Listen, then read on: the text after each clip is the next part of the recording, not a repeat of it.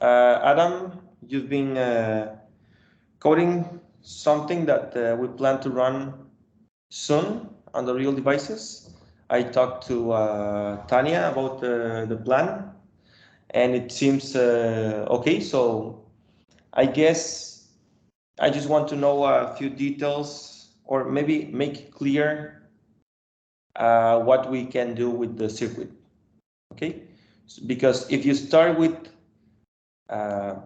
27 qubits in one of these real devices, but you're only allowed 100,000 shots, then you need to find how many qubits. That means the highest power of 2 that is below 100,000, so you can have a meaningful probability distribution. Other way, if you measure more qubits, you may end up with more possibilities than the number of shots that you can take. And right now, the number of shots that we can take, it's around 100,000, I guess. So if you're using 7 qubits, how much is 2 to the 7? 128, I think. 128. Yes, so if you're measuring 7 qubits, then you'll have a pretty good probability distribution with these 100,000 shots. Can you tell me? So we're trying to use the device Kolkata. So if all of you go to your IBM Quantum Experience online and log in, you'll be able to see if you click on all resources, you'll be able to see IBM Q Kolkata. I can show you. Okay, okay, yeah, that would be perfect.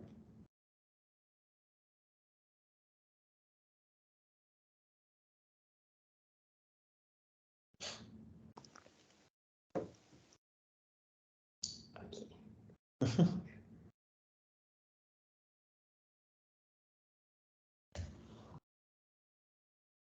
Okay, I will connect first and then show the screen.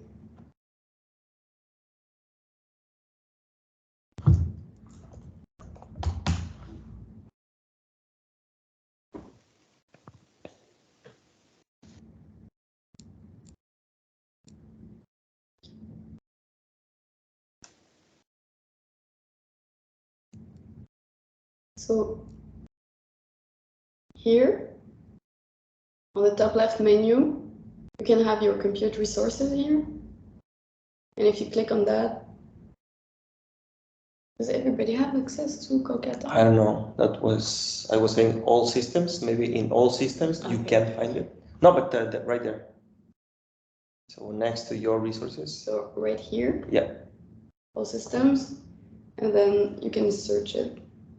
Yeah. And it would be the 27 qubits Kolkata. And if you click on it,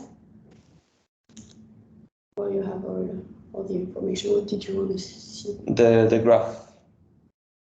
Yes. So this is the physical device, and the qubits are only connected with their neighbors. So if there is a line connecting to qubits, then that means a physical connection. So that means we can apply entanglement between two neighbor qubits pretty fast with very high fidelity. But if you want to apply like a 2-qubit gate between very far away qubits, then you might introduce a lot of error, plus you'll have to increase the depth of your circuit. So in this case, what we want to do is we want to use as less CNOT gates between two neighbor qubits so that the graph remains connected. So what we were planning to do is just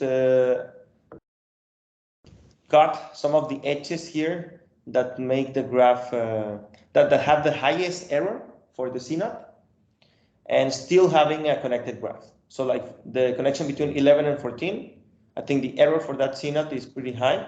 So we can cut that, but the graph is still connected. So it means we can still share information between the qubits using entanglement. Now, what we need to figure out is which of these 7 qubits, oh no, actually you already did it, which of these 7 qubits you are measuring? Yeah, at the moment I'm just measuring the last 7. The last 7, okay. Yeah. So you're measuring from qubit 20 to 26. Yeah. Okay, yes. So look, what if we measure qubit 1, 3, 12, 14, 23, and 25? You see, it's like geometrical in the shape of the device. So Right. Okay. Like Yeah. a corner, like symmetrical corners, and the ones at the middle. So the ones that have more connections too. Probably I can add the 7, 8, 18, and 19. How many will that be? 9, 13. Okay. 10 qubits. How much is 2 to the 10? 1024. 1024. So that means we have 1024 different states. And if we are allowed to take 100,000 shots, then we can have a pretty good representation of the probability distribution we're trying to compute. So, and it, like for example, if you are applying operations on qubit 0, but you're not going to measure qubit 0, what you would like to do is apply gates between the two, between 0 and 1. Then at some point, you apply the C0 between 0 and 1. It doesn't matter in which direction, like you just put it there. And after that, you ignore qubit 0. Like you don't do any more gates on qubit 0. It's like you're cutting the circuit there, but you don't do any measurements. You just put the C0 and then ignore qubit 0. And you just add parameters and the usual gates on qubit 1. Okay, and you do the same for the others. Like let's say you cut the corners first. So you will apply again C0 between 6 and 7. And then you ignore everything you do on qubit 6. Now when you have to do this, nobody knows. Like you have to try something, and maybe you can do it like everything at the end. Let's say when you just need to add 100 more features, then you do this, and then you start ignoring qubits. Now you have less features to add into the circuit. I know this will be more involved in creating the circuit, but we'll be able to get the information from all the qubits at the same time. You see what I mean? Yeah. Yeah. Okay. Okay. So that's one thing. One thing I wanted to add, and so the idea is to run a dataset. Is it the Eurosat dataset? Yeah. Okay, and there is 10 classes there? Yeah. Okay, so you have 10 classes. How many images per class do you have? In total, I don't actually know. No, like per class. Let's say you have 1,000. Somebody knows? Samuel had that information last time. I could Okay. go look it up. Sure, it's here.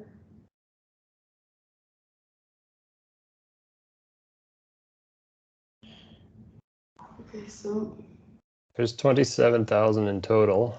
27,000 in total, and then Okay. 10 classes. Mm-hmm. So I think, I'm not sure, wait, what is 207? No. 2,700? No, because this is only the test data set, so it's just 10 Okay. classes distributed in. So I have it here. Some of the classes have 3,000, others have 2,500, and a couple of them have 2,000. Okay. Okay. This is what you were saying. Mm-hmm. Okay. Okay, so you have more data for specific classes. Mm-hmm. We could only use a fixed number of data for each classes, which would be the same number. Mm-hmm. Like, for example, we fixed 1,000 images per class. Mm-hmm. We could do that. Okay. Okay, yeah, let's use 1,000 images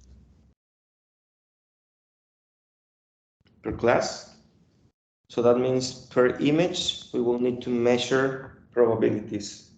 So right now, I know I told you to run it for, I told you, Adam, to allow for a list of observables that we can measure from this, from the prepared quantum state.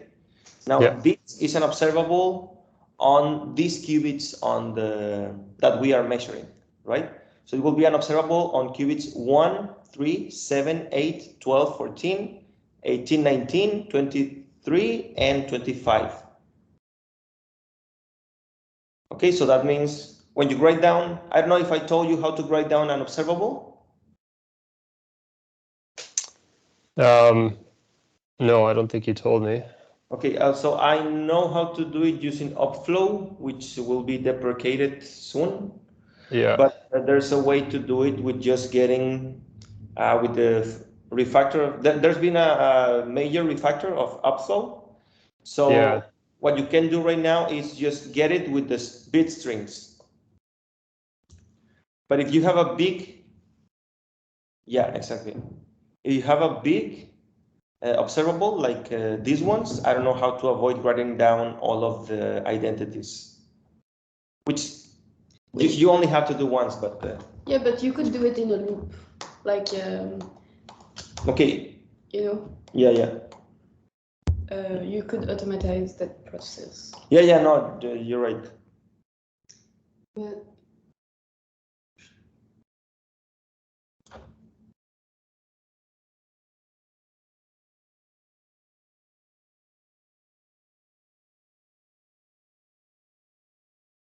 yeah, you could write things like this, but I don't know if you can specify the number of qubits and fill it up with identities otherwise. So maybe you can, but I think this page could help us with that.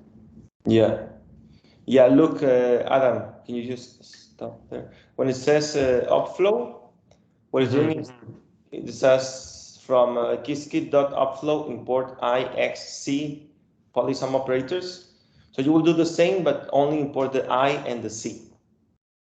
And the operator, you're gonna put the C, but only on the positions of the qubits that we are measuring. So you will write, if we don't measure qubit 0, then you put an identity.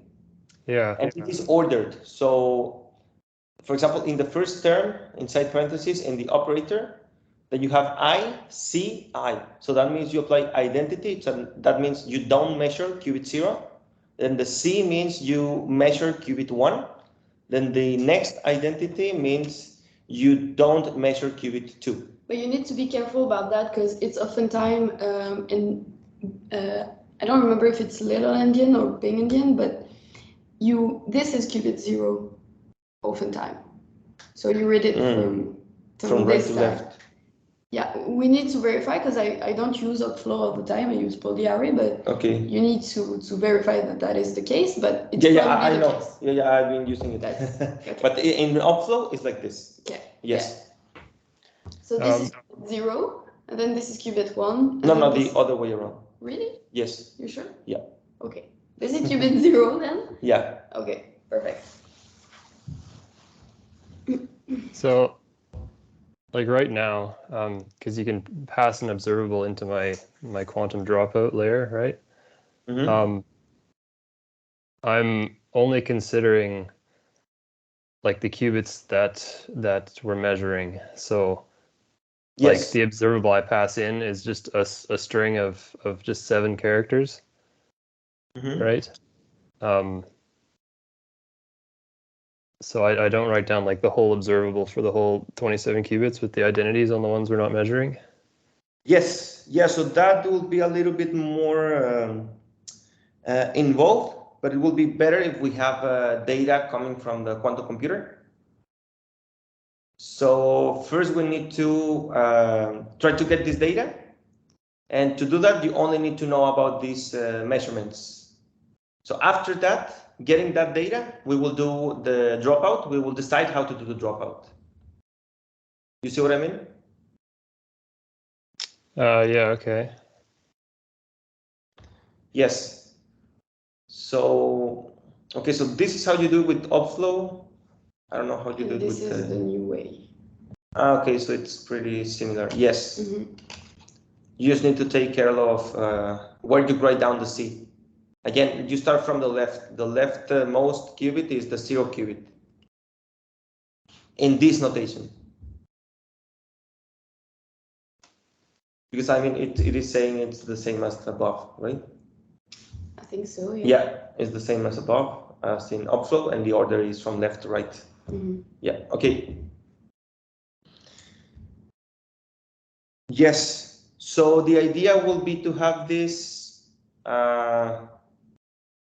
so that we can measure for 1,000 images. So maybe you can work out this by ordering the data like this, like you take 1,000 samples from each class. And for each data sample, you run the circuit for 100,000 shots. So that will be one job. So that's 100,000 shots per image. So we will have to run as many jobs as we have data samples. So let's say we use 100 per class. Okay, so if we have 10 classes, let's use 100 samples, 100 images per class. So we will have to run 1,000 jobs. That makes sense. Right? Okay, better. Okay, you following, Adam? Yeah, I think so. Okay, so we will have 10 classes, 100 images per classes, and we will run for each one of the images in all of these like reduced data set. We will run one circuit, right? And you know how to put the features into the circuit, right? With these assigned parameters. Yeah. Yeah, okay. Yeah, I think we saw that on one of the notebooks at the beginning. Yeah. Okay, good. So, and once you do that, let me know.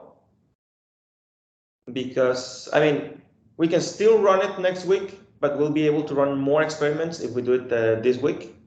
But it's it will depend if we put the code together. Okay. And maybe while Samuel is not here, we could maybe give the context of what Adam is doing. Yeah. So everybody. Yes. Could be interesting. So I don't know if you want to do that or. I guess. Can I share that screen? Yes. What?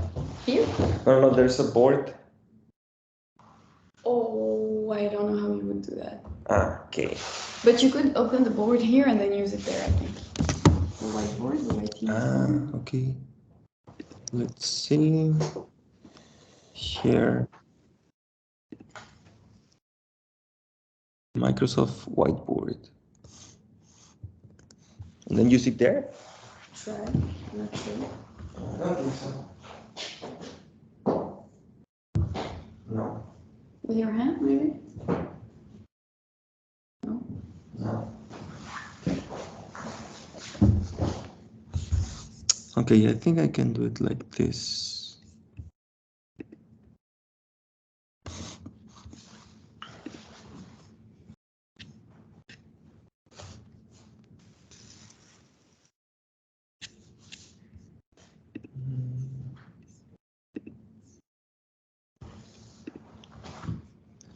Maybe.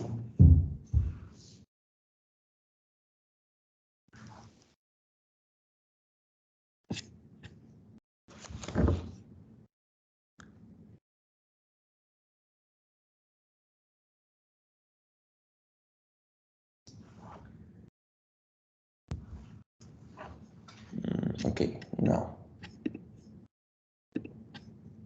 Yeah, I don't know how to do it from here. I'll have to get the iPad.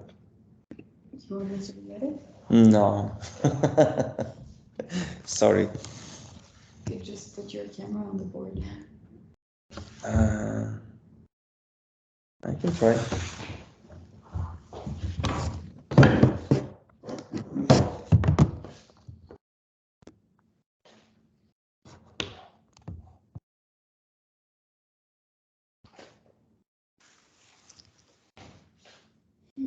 I'll need to stop sharing.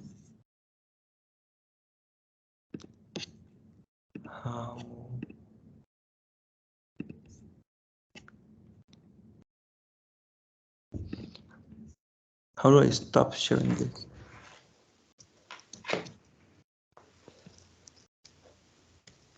Okay. Okay. Now I'll try to use this thing.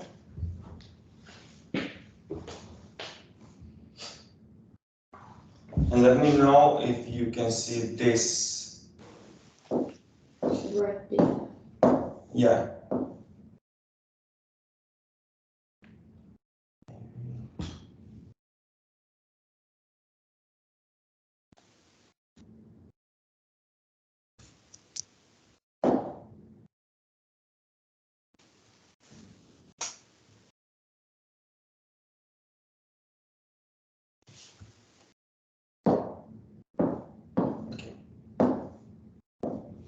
Can you see this?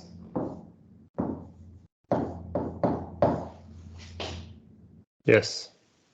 Yeah, okay. So this is just a circuit that has that depends on a simple data set, and sorry, on a simple image. And what we'll do is we construct it by doing square root of x and then RC from one of the features. So I'm going to put one parameter, actually, theta 0, that corresponds to the first feature of this image x. Then we do the same thing, square root of x, and then the same, but with theta 1.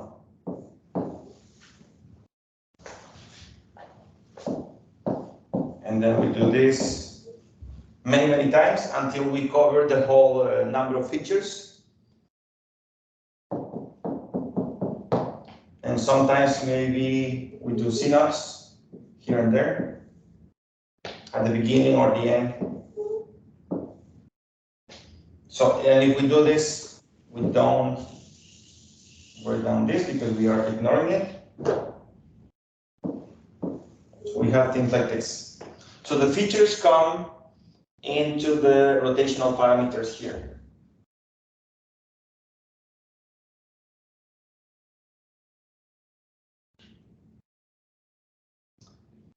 Then here, what we measure is this qubit. And it corresponds to the observable C1, for example. And if you write that observable envelope, it would be IZ. Yes. This is I7. What this will do is, given a data sample X, and we will construct a circuit, and since we will measure 7 qubits, this gives us 2 to the 7 states, and this is 1,024 states. So that means we will have a probability distribution when we write down the states. So let's say here we have the 000 state for 7 qubits. And here we have the one with only ones.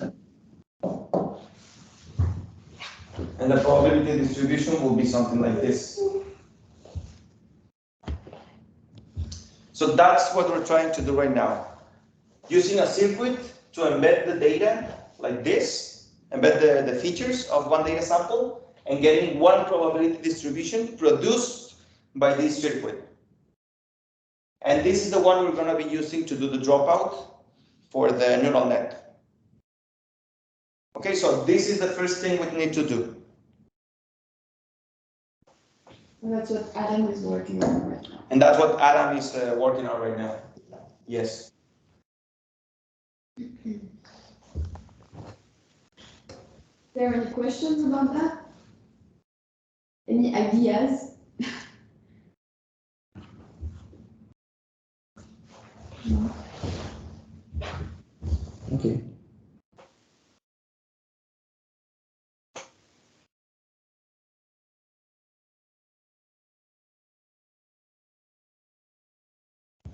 Okay.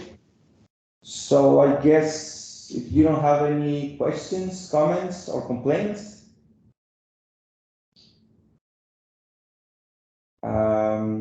we can leave it there. Samuel didn't come at the end, but Charles is there. Hey, how are you doing? I just arrived. My last meeting was longer than this. Okay. Oh, apparently Isadola has a question. Yes, in this example, how many features do you have? I would like to know. So the images are, what is the size of the image? Yes. 64 by 64 by, I think there are 13 bands, but we only use one. So 64 by 64, and then we have 13.2 channels. But there's actually just 3 channels on the Eurosat data that Samuel provided. They're just RGB images. Okay. So this will be by 3. Oops. By 3. And this gives us how many features? 64 times 64 times 3? Yeah.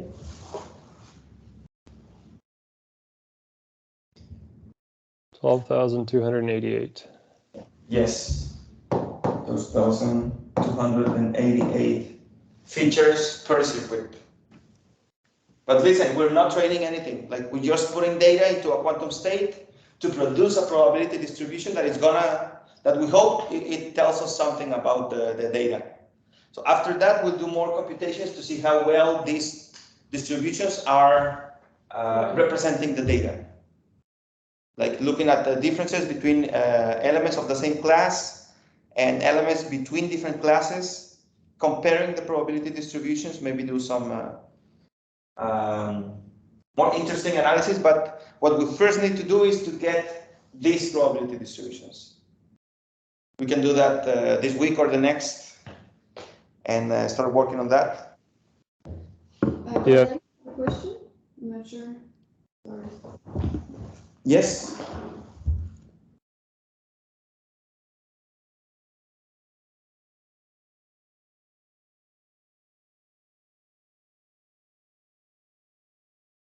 Okay, I think. No? I think that. Okay. Yes, so that's the number of features. So ideally, we would see a different distribution of probabilities depending on the X that we input, so depending on the image we input, but ideally according to the class of the image. So we would have like 10 different probability distributions, and we could classify our data like this, but we will see if that gives us something. Adam, I think you were saying that it doesn't seem to be really different for now. No, like the code I've written now, because I've made heat maps of the divergences right between each class, and they seem to be pretty random at the moment and very similar for. And how many qubits are you using? I'm just measuring 7 qubits. Okay, these last 7 qubits. The last 7, yeah. Using simulations? Sorry? You're using some simulations of 27 qubits to measure 7? Yeah, like just simulating IBM Kolkata, right? And then just measuring the last 7. Okay. Okay, good. Also, you were using the online simulator? Yeah, just the IBM Chasm simulator. Okay, perfect. Yes. I didn't know you have access to that, but I guess you do. Yeah. Yeah, okay. Okay. Yes, perfect. So, but yeah, actually that's another thing we can try, like just doing simulations and see how it works for now. Okay, Yeah, but let's change this thing of how we measure the qubits, and maybe that that gives us more information. Yeah, okay. Okay, or different information. Yeah, that should be a pretty quick change in the code. Should be easy to implement. Yeah. So if anybody wants to see the code, it's on the GitHub. So again, if you don't have access, just write to me and I will give you access. Mm-hmm. Okay, so any more questions, comments, remarks?